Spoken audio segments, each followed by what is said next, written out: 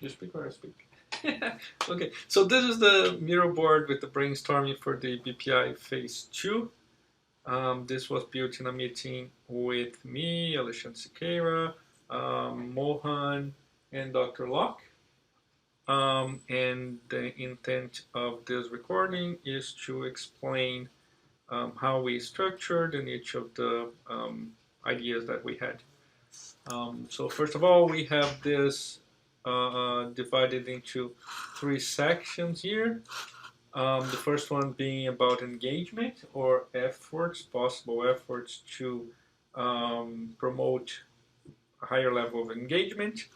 The second one is about quality of response, and the third one is about the sense of being cared for. For each of these sections, we divide into input, process, and output. With input being data that we collect from the Jasper to virtual people factory. So input is with respect to virtual people factory. So data from any data from Jasper to VPF would be considered as input. Yes. Including those that Jasper may not still collect. Right? So everything that we may get from the user interacting with the physical device and the survey. Right? Process being what we are going to do with the data collected to define an output. Right? So this can be a rule-based process. This could be some machine learning process. And output is the action that we are going to trigger based on the outcome of the process. Right? So this could be a message on screen. This could be the trigger of a virtual agent or a video. Yes. And any kind of output that will be shown towards Jasper. Yes. Okay, so with that in mind, we can go to the detail of the input, and this being under the engagement. So let's see. This is divided into 2 sections. One, collecting sensory data information from a device to identify if user is not paying attention, and collecting metadata from user interaction. Right? We have defined here, we try to define all the sensors that may be accessible in the tablet, because that's what the users will have in their hands. So we have gyroscope, accelerometer, light sensor, the tablet's camera, video eye tracking, and we even went to other places like, what if the user could have additional sensors attached to them? So that's where we wrote heart rate tracking, physio tracking, some form of physiological sensor, right? Okay, and so besides that, we defined some metadata. So in the metadata here being time to respond in between questions of the survey, keystroke tracking.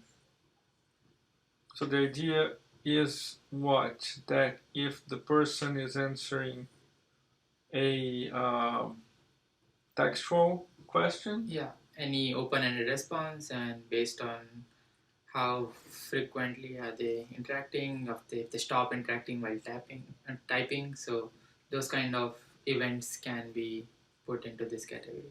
So the idea is that possibly if the keystroke, the speed or number of keystrokes are low, maybe they're not engaged. Okay. Collecting user responses, this would be related to analyzing the actual textual response. Yes. Right? This could be um, with a tool like we talked this morning. Luke, Luke. language interpreter and word count. It's a software used to do linguistic analysis. Okay. And some other basic ideas that we had, that was, for example, analyzing the number of open questions answered. The idea being, if you don't answer the open questions, it might be that you're just rushing to finish the questionnaire, Right. so you're not really engaged. So even the quality of the multiple questions may not be that high. So that's the idea behind the number of open questions answered. The other one, ask user directly their level of engagement. So this idea was instead of trying to make out of metadata, we can directly ask user something like question would pop up. I rate your engagement from 1 to 5 and users rates 2 to 3. Then that's a good sign for us to take our next measures. So it's this, I would say, implementing this like frequently, this would be annoying, but randomly collecting such kind of information can be useful. So that was the idea. Yeah, and this is a good one because the processing would be very simple, right? And then expert observation. I think there are two things when we talk about expert observation.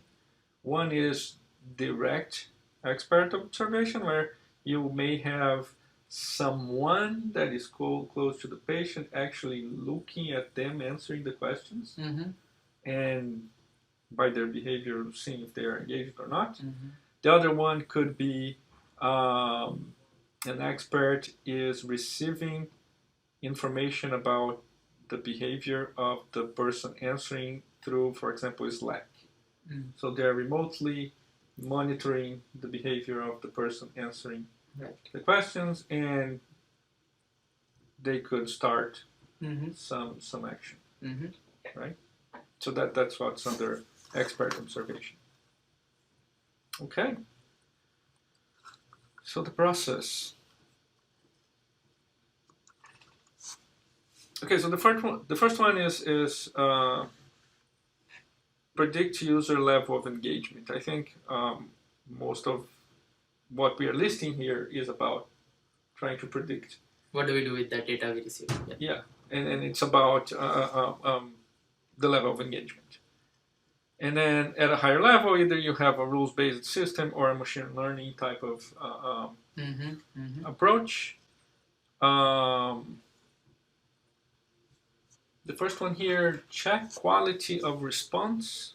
For example, the length of response compared with a generic very good response. So we would have a response, ideal response, which our system would know. So for us, say for example, how stressed you are, and if you have an ideal response which says I'm stressed because of this, and this is something which is bothering me, and we take what user responded and compare it with generic response we have, and see what are the differences, and try to come up with some kind of metrics to say that user responded good, bad, best, worst, and we can along the spectrum. Right. An example for rule-based one here would, this is a rule-based one, right? A very simple rule-based could be even the length of the response. Right. A more advanced rule-based would be using the Luke program. Analyzing the textual information. Analyzing the textual information. The other one we have here is identify type of sensory information that means user is disengaged. So this process is about collecting multiple sensory information. For example, in the input process we listed light, accelerometer, or gyroscope. So if we collect data previously and see which sensor which sensor is most informative about engagement, then we can look through that sensor information instead of going through all of them, and specifically identify, okay, if this signal peaks at this moment, this this is the indication that user is disengaged. So this could be the user, we sensing that the user put the tablet down, right? Or it could mean us tracking the eye gaze of the user and seeing that he's not looking at the tablet, right? So we are not really concerned right now with privacy and all that, but this could be a way, right? And then testing with normal users. So this, if I remember correctly, we said that because we came up with the idea that for some of these techniques, we would have to create some form of baseline of what was a normal engaged behavior. Right. So all this process requires some kind of data, and since we don't have enough data with actual patients, so one idea would be to test it with normal users, say students on campus, and collect those kind of sensory information data, or we can use Amazon Mechanical Turk to collect textual inputs and then try to analyze them. And we build a model around them and try to use those models with Jasper. All right. Okay, what about output? Let's see. So first, when I organized this, the complexity of the implementation, I tried to organize this so that the complexity grows as we move down in this list.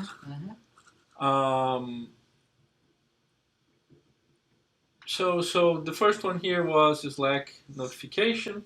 So we identified there is a low level of engagement. We send some message to Slack. Through Slack, right? Someone that's monitoring can then take some form of steps, measure, action. Yeah. The next one is screen flashes, visual highlight. So this was kind of notification to user or the person who is monitoring this patient. So if there is lack of engagement, maybe screen can flash, or maybe system can highlight the important information for user, so that user can focus on what user should focus in the content. Since there is the whole page, we can make users direct towards important information. And I think that the same area, so that's why they're here, is some audio notification, some vital tactile feedback, right? So if you are disengaged, maybe there's some sound in terms of a notification, there is some vibration from the tablet. At this point, we're not exactly sure what that could be, but these are possible things. Possible, yes. A video plays, right? And so, again, we identified disengagement, we play a video. We came up with two ideas here. One was a video of real patients talking about how important that was for them to answer that, something like that, or even them asking the person to finish, something like that. This one, video of Dr. Jobs. Oh, a specialist, right? So, so this is a doctor. A video of doctor pop up and doctor engage with users to promote engagement. Yeah.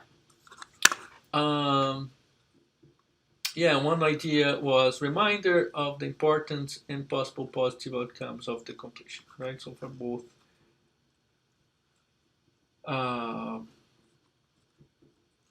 both examples of video. Ooh, okay, let's go.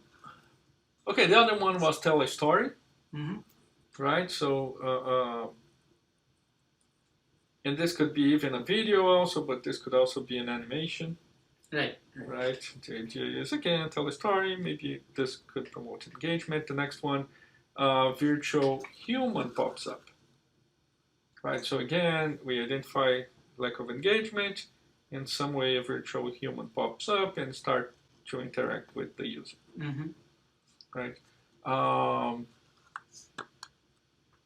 Individualized appearance. Oh, this was the idea that we could collect some demographics about the user interacting with the tablet and have the virtual human match users demographics, gender, maybe things like that. Interface.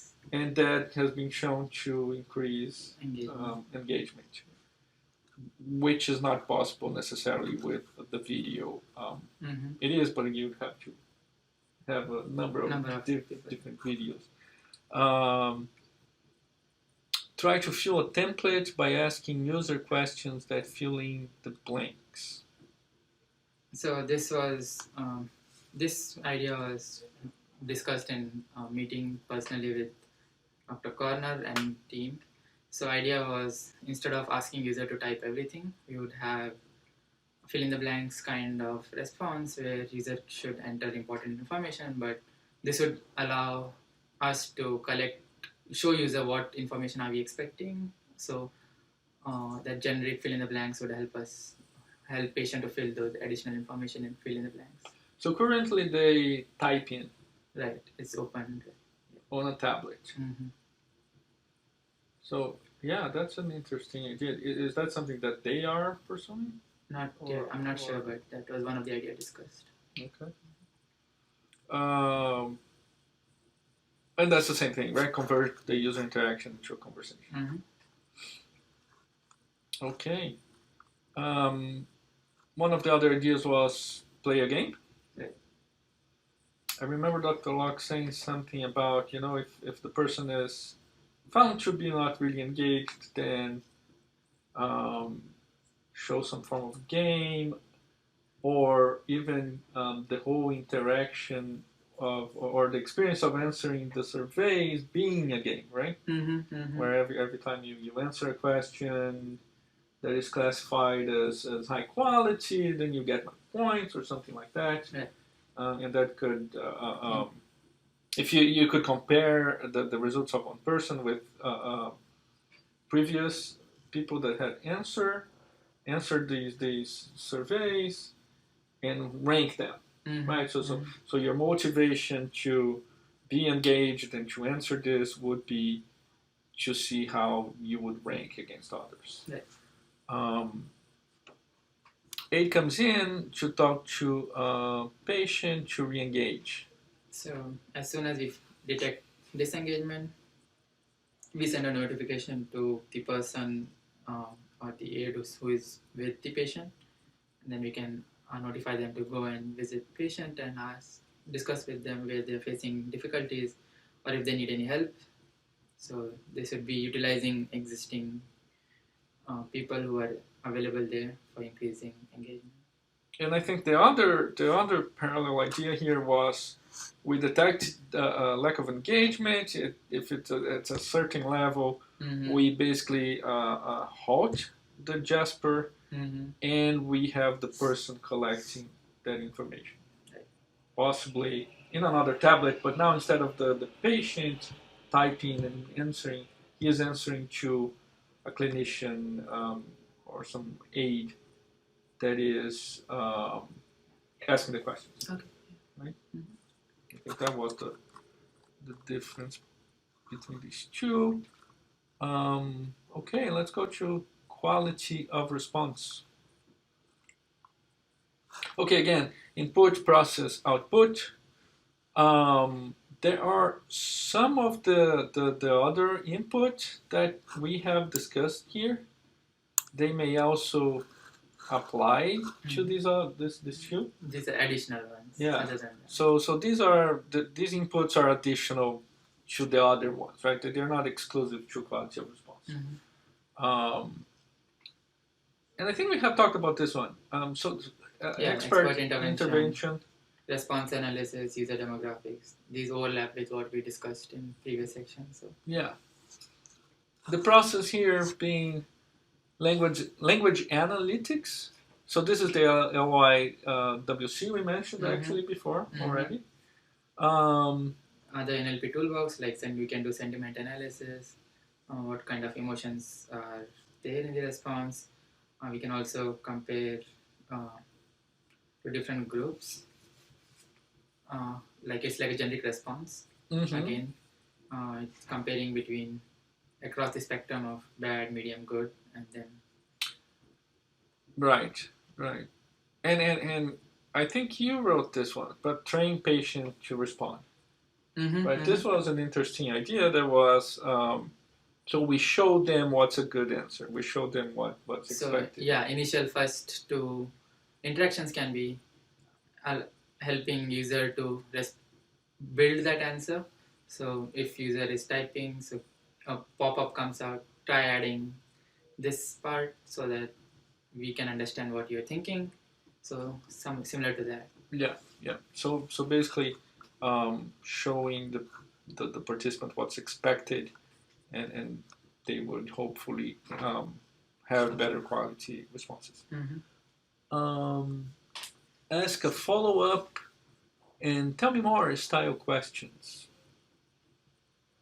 So as soon as say for example user responds a single sentence for an open-ended response, we can have a system respond, tell me more about it. So this is like a invitation to expand what you just said, and this would give another chance for user to um, provide more information, and that can be one of the output. Yeah.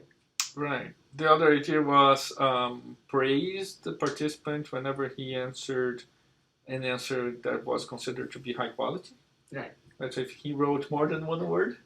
So or we found some markers there that were. Or maybe even without any of those initial responses, good job, like good job for responding. Okay. Like 90 out of 100 people do not respond to these questions, and you were one of those 10. So giving them how special they are. Which matches the second one here, encouragement after a set of answers. Give points if they respond properly. So this was like gamifying the experience. So every time they add good sentences, we can give them points, those like digital points, like a game. So you earn 5 Jasper points. So you can talk to Jasper for 5 minutes more. Okay. Something like that. Right. That's very similar to this one also, right? So show how others performed. We talked about this to compare with how they rank against others, and show them how well they are performing with respect to others. Basically the same idea here. Show help when necessary. So basically, I think this was you're answering an open-ended question. You answer that question with one word. The moment you submit, you are prompted to maybe review that answer. Right? Yeah, and giving some idea for user that they are not alone in this. Many people responded to this similar way, and this would give them more motivation to getting involved in responding. And I think the point here is the real time. Yeah. Right. So you answer, there's a feedback to you, and it allows you to maybe rethink that answer. How many others were in same situation, as you mentioned? Allow user to edit responses. Okay. So let's go through the other one here. Sense of being cared for.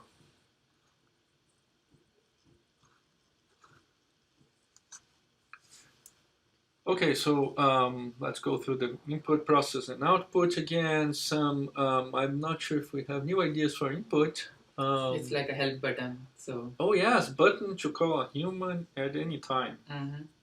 So it says the idea is to give a virtual or a physical button to the person responding the survey, so that they can call someone if they feel that that's not working for them. Ask user the level of care, the same as we said. Let's ask user the level of engagement, and testing speak aloud to discover what would be delighters. So this ticket was brought up by Dr. Law. So delighters would be anything more than average response. So Or more than what's expected from the system. Mm-hmm. Right, so what would be something that would make the users not just finish the surveys well, but be really surprised of how interesting maybe, how that helped them, how that made them feel better. So they would be surprised in a good way somehow. And the idea I think would be to do some sort of speak aloud trials with them to see if we could find what would delight them. What would delight them. Yeah. And then walk toward must have and good to have. Yes. So all the systems, the current Jasper system is must have, but what would be good to have for them so that we can build upon that. Yeah. So in terms of process here, generate caring responses. So this comes from literature that defines what would be a caring way of giving responses, right? Yeah, this was more of for example, if you call to a customer care, so they speak to you in a specific way. It's like thank you, please. So those kind of words can be specifically built. Those sentences can be built to generate caring responses.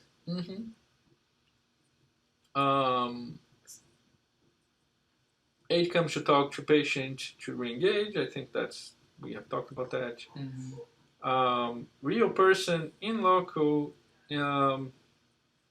as in doing an intervention when necessary. So again, it's the same thing. Someone comes in, and then we also talked about this one: real person, remote intervention. Right? This one is interesting. I believe it was from you. Ask user to tip after every session. So this was kind of like if Jasper did a good job, ask user to tip how Jasper did, so that user can evaluate Jasper and at the same time increase their engagement with the system, so that they are kind of if Jasper is doing a good job for them, they get a chance. It's similar to like if you go to a restaurant, if you tip, then it's showing that you are cared well. That is like an identification of that. All right. So let's see the outputs, and it's almost like the process and the output here. They're a little mixed. But let's see what's under output. Personalized introduction, referral, and end of survey. So the idea is to make the users feel more cared for. We actually have the clinician or someone that's handing them the survey enter some information. So, for example, their names, so that when they start the survey, they will have something like, "Hi, Mohan. We're happy that you're answering this," and blah. So it doesn't feel just like a survey. It's something a little more personalized that may make them feel more cared for. The same thing is related to personalized interface, right? So if we get some demographics, maybe we can tailor the interface to match their backgrounds, right? Different cultures may like different colors. They may feel more comfortable with different types of interfaces. And then personalized responses. I think that goes back to what we also said. But this is a little more interesting to me. Personalized responses can be just, "I'm using your name." Yeah. Right, but it could also be something more complex than that. So if I can imagine we're dealing with people from a range of ages Mm. and having a language for a teenager being Based on a little different than what we would talk Mm-hmm. if we were talking to a senior, Right. right? And Mm-hmm. that may make them feel a little Mm-hmm. more cared for. Explain time. So what was that? Understand where you are in the process. Explain importance. So since the Jasper is like a big intervention, like, so if user gets an idea like how far are they from the end or how many levels they have completed, so just a idea which shows them where they are in the process. And explain importance is how we can make users understand they are contributing to the research. So if we can show them that their interaction with Jasper would help other patients who are going through the same process, they can help them at the same time. So this Yeah. includes. So maybe the point here is if I understand why I'm answering this, Mm-hmm. I understand better that I am being cared for. Mm-hmm. Right. Mm-hmm. Earn opportunity to move up the wait list. This one was I remember we talked about this, and this was in the gamification area, I think. Yeah. Right. If I give good answers, I would have this opportunity to move up the waiting list, and that in turn could make me feel more cared for. Mm-hmm. Mm-hmm. Right? Because I do this, I move up the list, so I feel good about it. Mm-hmm. Okay, I think that was the idea. Follow-up email questionnaire for money. So once they finish the intervention, research team can follow up and say thank you, that to increase the sense of being cared for. And even getting some financial compensation. Mm-hmm. That's good.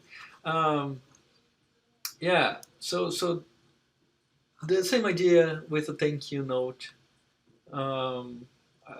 This was especially interesting to me because there is actually literature that says if suicidal participants receive a thank you note after visiting the hospital, within a week of visiting, the chances of them actually committing suicide go down by some percentage. But I thought that was very interesting. Show how they are helping others by going through this. I think it's the same idea of having them understand why they are answering that and how that can be used for them and for others. Those are good points. Do a favor to user and user customer care language. I think this is repeated. So this one is interesting. Do a favor to user. So this was based on if say Jasper does something, then it's based on social dynamics rule. It's you would probably be more favorable to a Jasper in future scenarios where Jasper would need your help. So it's like, hey, let me do that task for you. For example, if user is submitting the report, Jasper can say, you don't have to submit the report, I'll submit it for you to your doctor. Then in future, when Jasper asks something to user might be more willing to do that job for Jasper. But this is another take on the move the patient on the up the waiting list kind of thing.